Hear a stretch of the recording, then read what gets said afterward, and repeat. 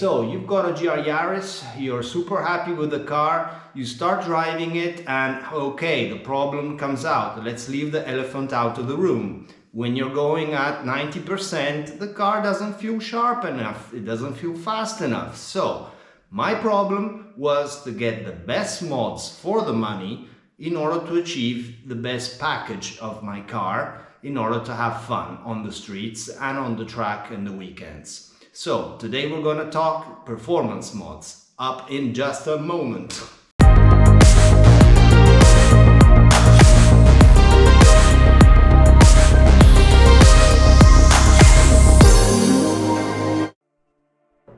Okay, first things first, exhaust. Let's leave the elephant out of the room. So you will want to change the exhaust at this GR Yaris as soon as possible, because it just, it sounds like a Hoover, so there's no way to go around that.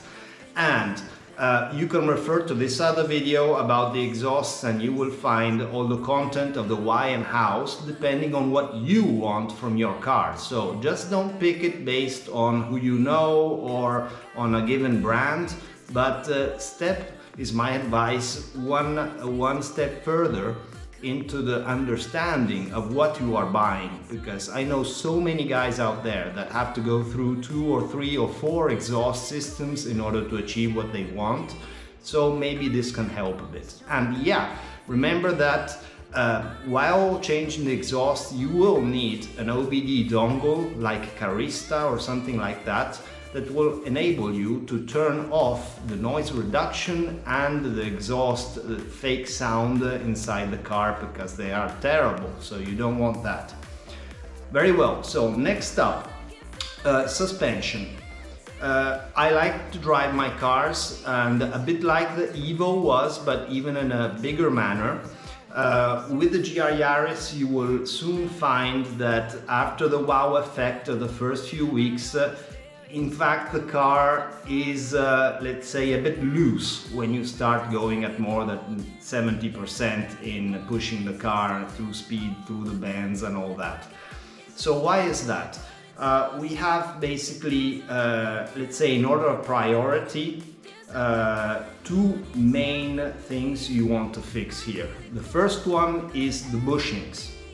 So, although there are some super kits out there, especially from a brand named Verkline that really have done the engineering behind this, and yeah, I would love to have all their kit, but it's very expensive.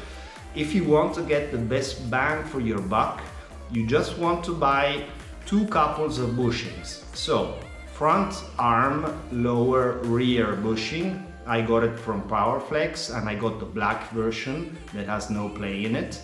And the long rear trailing arm, the one that is going in the direction of the car, and also there you can get it from Powerflex. I assure you that only changing these 2 couples of bushings, the feeling of the car, the squat, the dive of the car are so much improved you will not even think it's the same car. It's like installing new coilovers altogether. And this brings us to the coilovers, because if you will install coilovers, and I really do invite you to do so, you will only go and worsen the situation if you haven't changed those bushings before. Why is that? Because the bushings have compliance. This means that the geometry of the wheels moves under your fast driving, and the harder suspension you put in there, the more play you will see. So this will lead to a lot of wheel hop and even more dive, even more squat, because all the system is going to be under more pressure because of the fact that you have put stiffer suspension in it. And this brings me to the coilovers. So really guys, this is how you can destroy your GR Yaris. So obviously, each one of you will know what you want from your car. Is this just a street car? Is this a car that you use like me as club sport, so I have fun on the streets and then a couple of times a month I go to the track? Or is this a track car? Because it's, as we always say, you want to know what you want to achieve in order to think out the package before you start spending your hard-earned money and go and amount to something that works. The bushings work for everything, okay? So you want the bushings, and believe me, this is a no-brainer. But the coilovers, this is a very serious choice.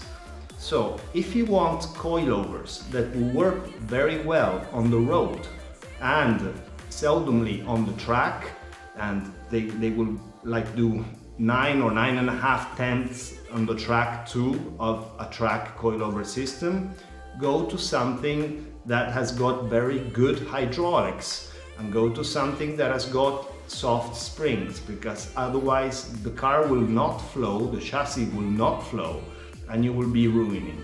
Personally, as you know by now, I went with Boss Suspension. These guys build the coilovers for the 2022 and for the last 5 years of the Gazoo Racing WRC car and many others.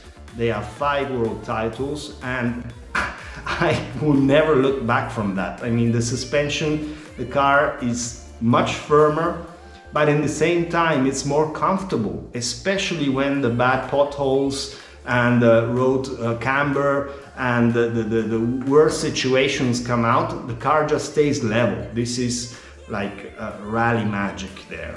They've got nitrogen shocks, monotube that work with really big pistons, and the car just stays level. It's incredible.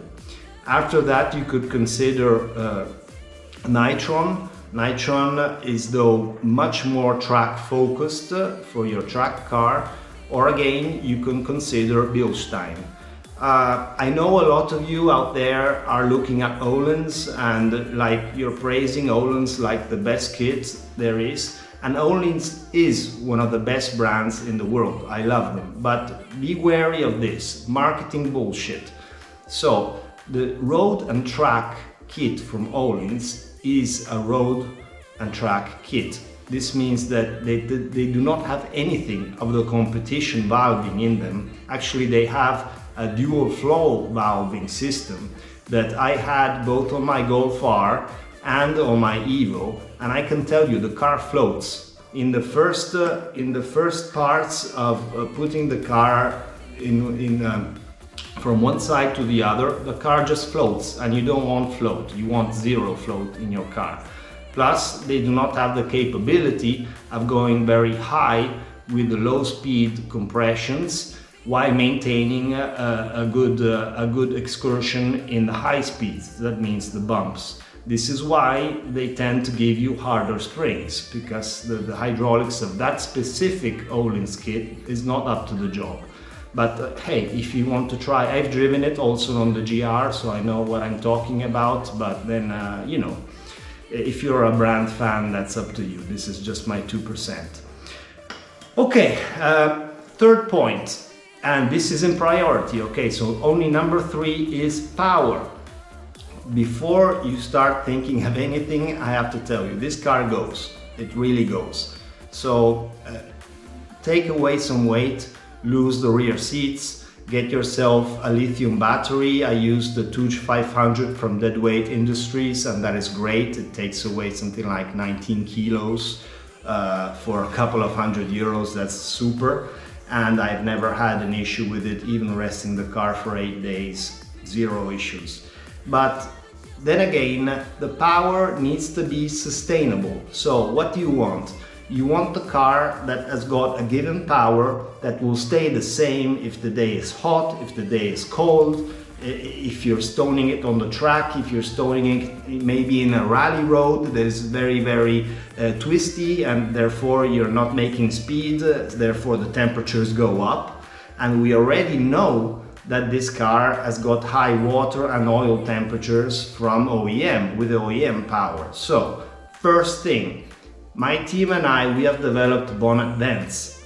These bonnet vents are incredible in the performance they give you, both aerodynamically, because it kills the front end lift, therefore the car on top of 160 kilometers per hour just sticks to the ground in the front. Before you were like, oh, I'm in the bend, I'm not in the bend. Okay, this is all gone.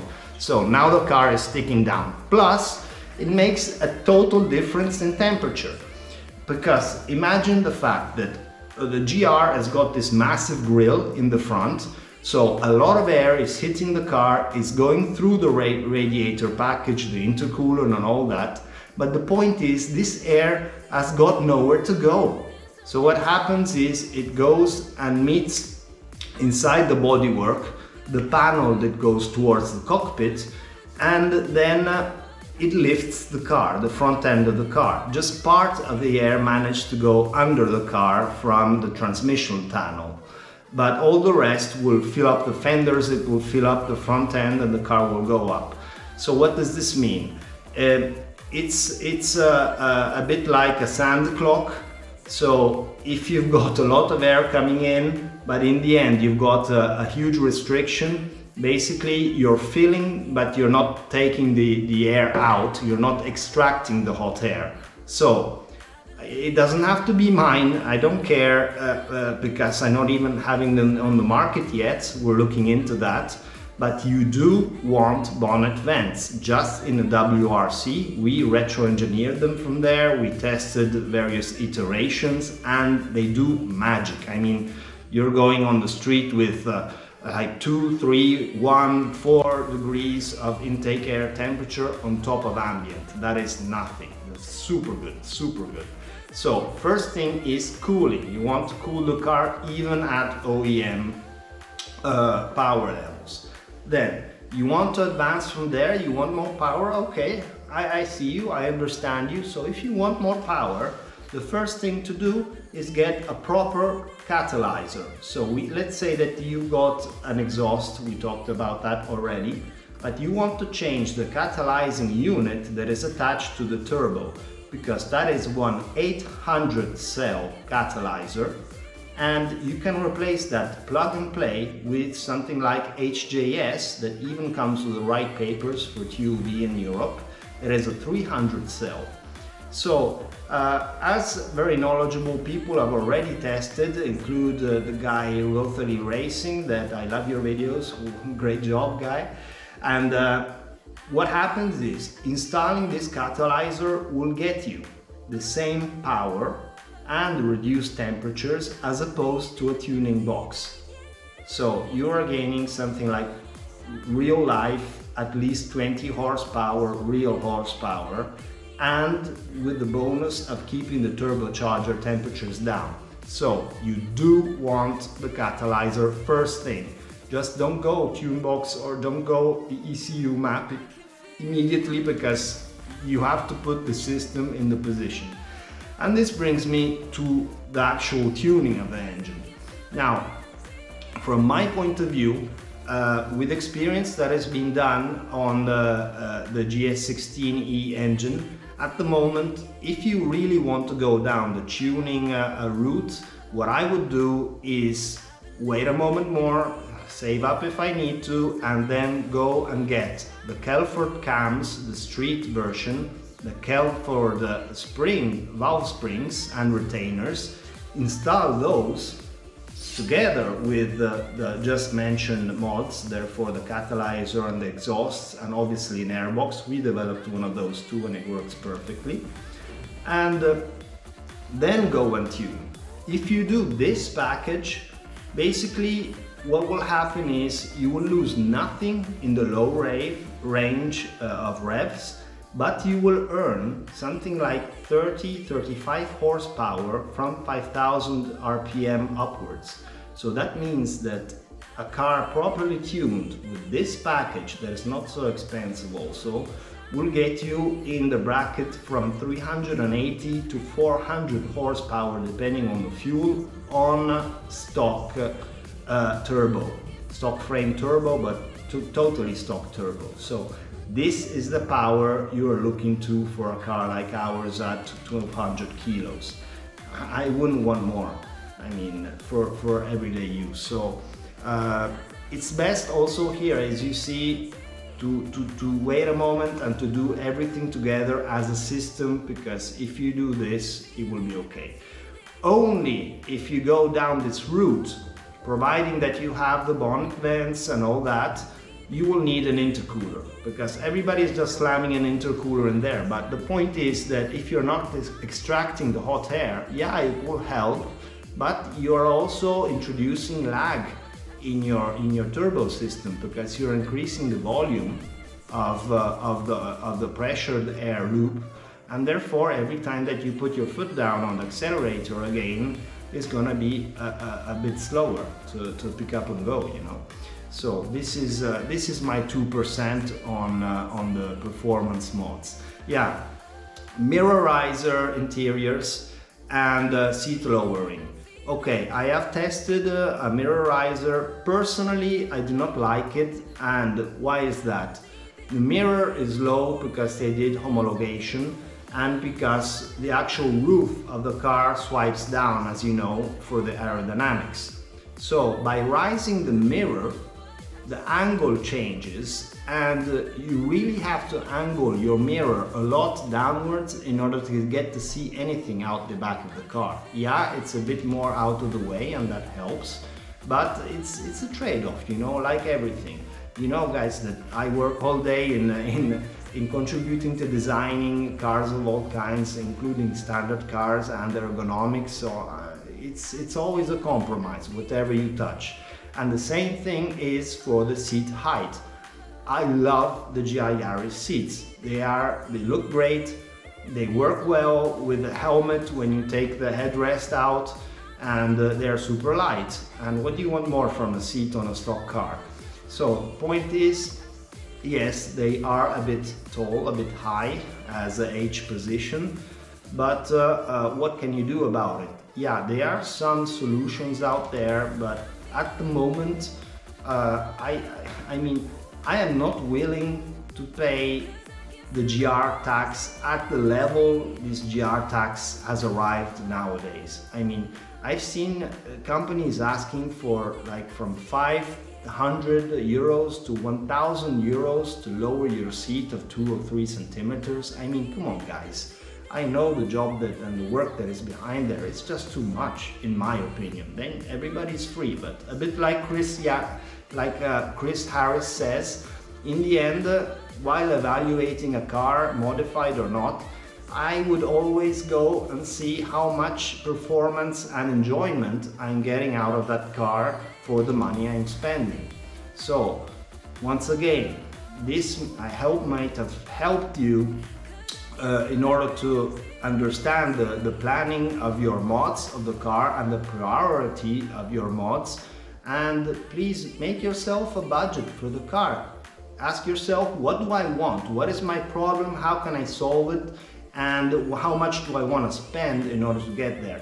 And then it's fun. Obviously, you can just plan your mods through time or do it all together as you prefer, and just go for it. But these are the mods you really want to consider, and this is the order that I would do and I did on my car, and they make a huge difference. So I hope this helped, and have a great day. See you soon.